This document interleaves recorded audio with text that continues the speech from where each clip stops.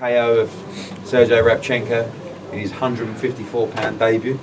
Forgot we won the WBC silver title as well. A little bit of bling as well to take back. And very, very happy camp tonight. Moving on, onwards and upwards. Great to get a win. Over to you guys. Kel, what did you make of the performance tonight now? You know, I felt good. You know, once I got settled, the timing come, the uppercut set everything up, and you know, we just finished the fight. But I felt good in there. I felt strong at the heavier weight. You know, obviously I've been out, and you know, it's good to get the tick. You know, the first tick back and just get settled, and then the timing come. So it was just a matter of time tonight. Did it feel a bit special as well to come back here, to be in Sheffield again, to experience that, and then to do what you did there? Yeah, you know, when the music come on, the goosebumps were there, and different start to the song. I thought they played the wrong song. I didn't even know about that. No, Greg Marriott with his magic. Marriott to do his DJ Greg. DJ. But yeah, I felt amazing today, back to winning ways, and the weight's you know, a big thing. You know, imagine taking another £7 off now. You see me on the scales yesterday, and you know, I just felt a lot healthier. And you know, when you're getting older, it takes it out of your legs, it takes it out of your body. It's like taking, you know, weight off a stone. There's nothing to take off me. So, how much are you in a good place at the moment? I'm in a great place.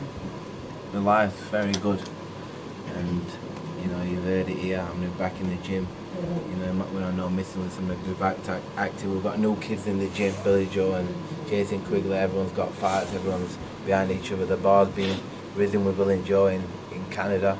You know, so we're all, it's all competition, we're all competing against each other, and you know, the gym's buzzing again. No good on a bike though, is there? There's no good on a bike, but yeah, the gym's buzzing. I'm looking forward to this year.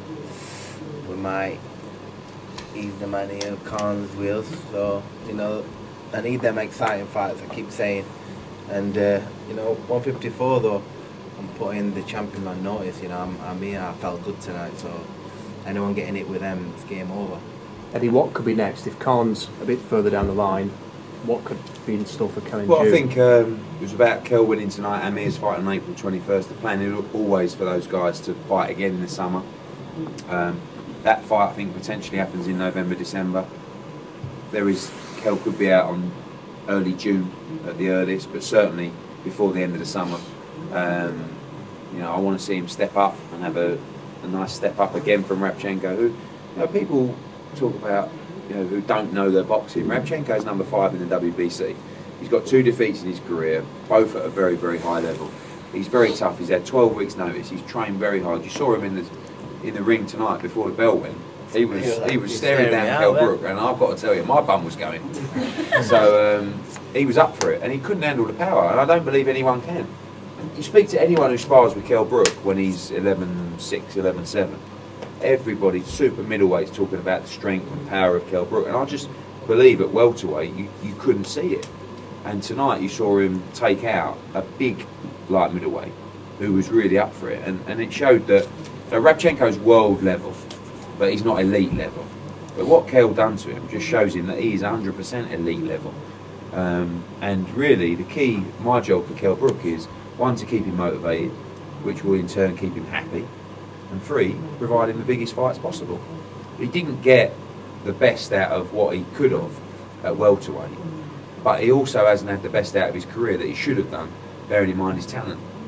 So we've got to get it, because otherwise we'll regret it. And what tonight showed is there's so much more to come. If he would have come in tonight and his timing was off and he was taking shots, but it wasn't. It was like one of the best performances that I've seen from Kell Brook tonight. What do you think Amir Khan would have made of that performance tonight?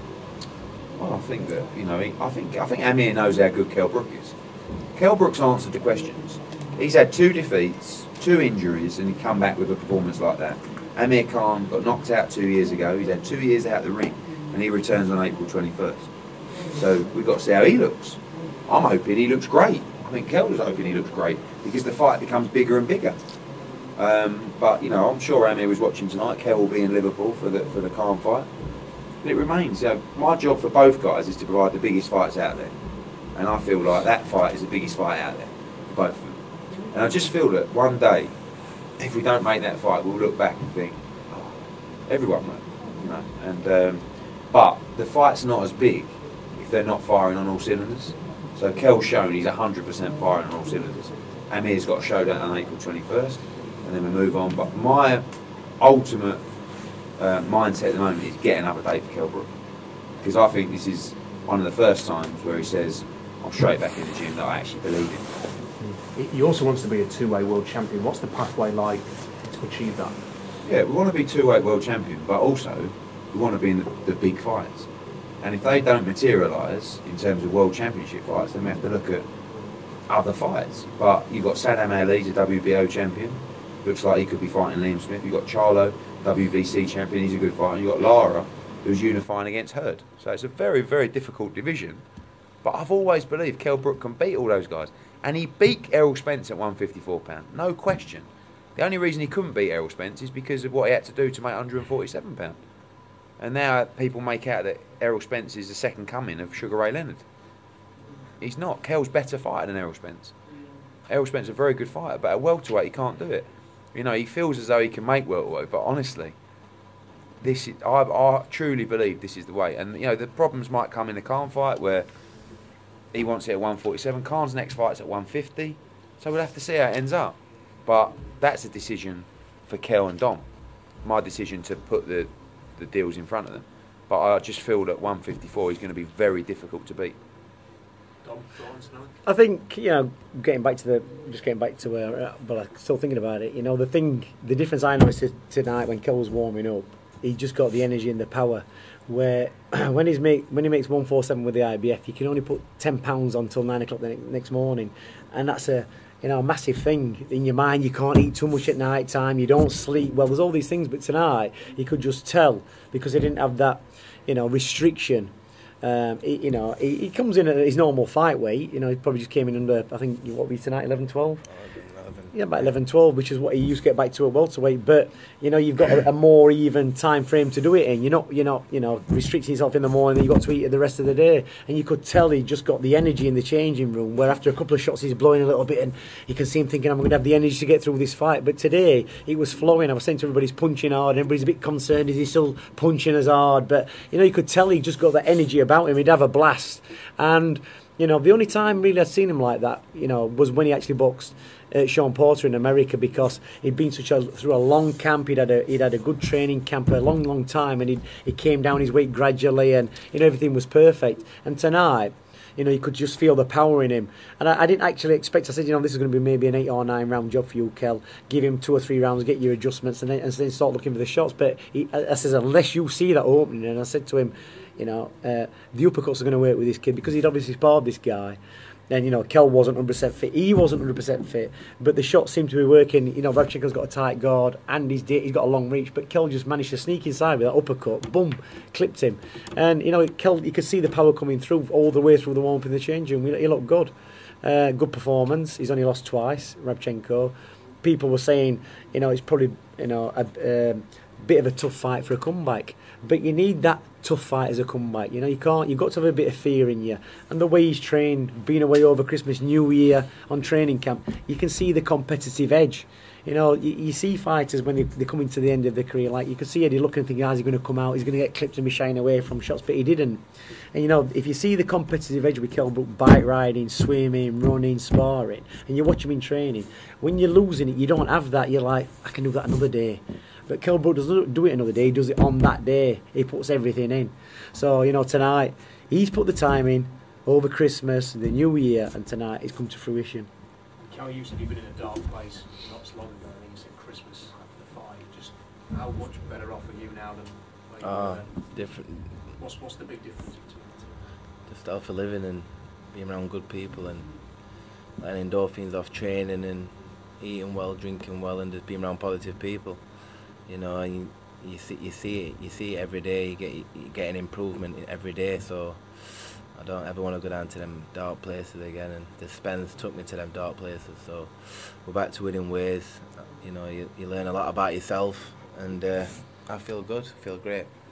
Kell, what do you think the big difference is for you between welterweight and super welter? £7. Yeah. Your math is better than ours. Exactly. It is that, and them 7 pounder, and I don't need to take them off. And you saw me in there. You saw the pictures which we looked at yesterday from the Spence weighing to the I look weighing like yesterday. a drowned rat. Yeah, it's just. down. What does that extra £7 give you as a boxer? Do you think?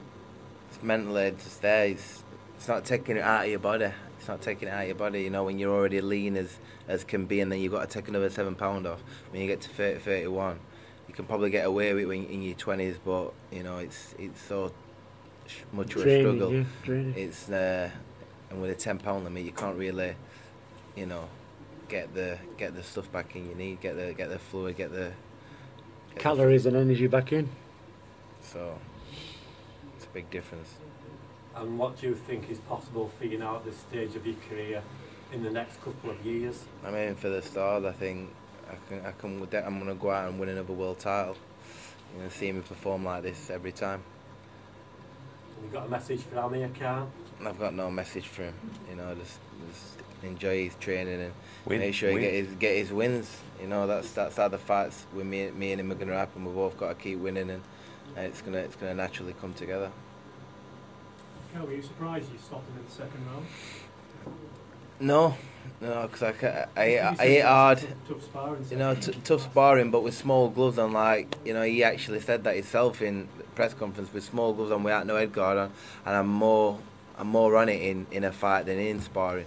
You know, because I see all these young guys and they think they're sparring me, world champion, and they're like, that's their time, so they're putting it on me in sparring, and I'm a bit more laid back. But when it comes to it, you know, for real, you know, I'll come alive, and you know, I could see the shots. It was just a matter of time. I punched very hard, and no one at any weight can take them shots off me.